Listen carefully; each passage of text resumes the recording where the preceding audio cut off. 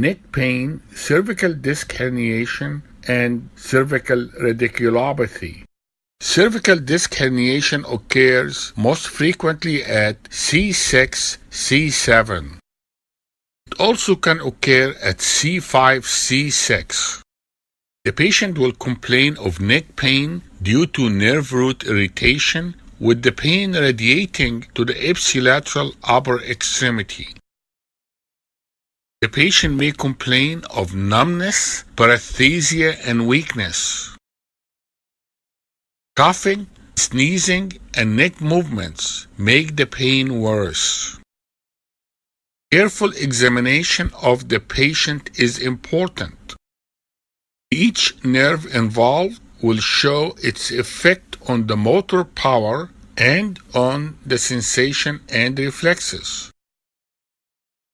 So if you have a C3, C4 bulge, that will affect C4 nerve root. That will give you some sensory deficit around the shoulder area as seen in the diagram. The diaphragm is supplied largely by C4, so it could affect the respiratory system. If you have a C4, C5 disc bulge, it can affect C5 nerve root, and this will affect sensation around the shoulder area. Also, the C5 will affect the biceps reflex, because the biceps reflex is primarily a C5. As regards the motor, the C5 will affect the deltoid power and the strength, and it could affect elbow flexion, which is C5 and C6. How about C5, C6 bulge or disc herniation? That definitely will affect C6 nerve root.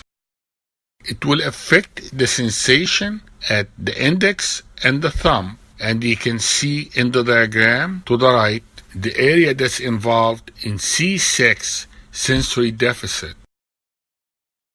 How about the reflexes? The C6 is a brachioradialis reflex. How about the motor? C6 is wrist extension, the extensor carporadialis longus and brevis. It's also elbow flexion, C5 and C6. How about C6, C7 bulge or disc herniation? It will affect C7 nerve root.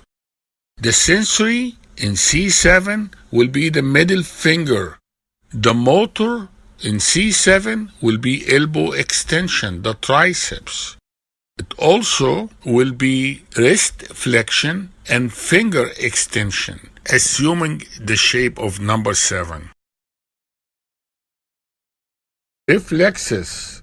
C7 is a triceps reflex, C6 is a brachioradialis reflex, C5 is a biceps reflex. How about disc herniation or disc bulge between C7 and T1? It will definitely affect C8 nerve root. The sensory area that will be affected will be the medial 2 fingers and the medial part of the forearm, and you can see it here in the diagram. The motor power will be finger flexion. There is no reflex that can be tested for C8. How about disc herniation between T1 and T2? That will affect T1 nerve root. You can see the area of sensation that's affected on this diagram. The motor power will involve the interossei muscles, abduction and adduction. The patient will not be able to spread the fingers or get them closer together. Thank you very much. I hope that was helpful.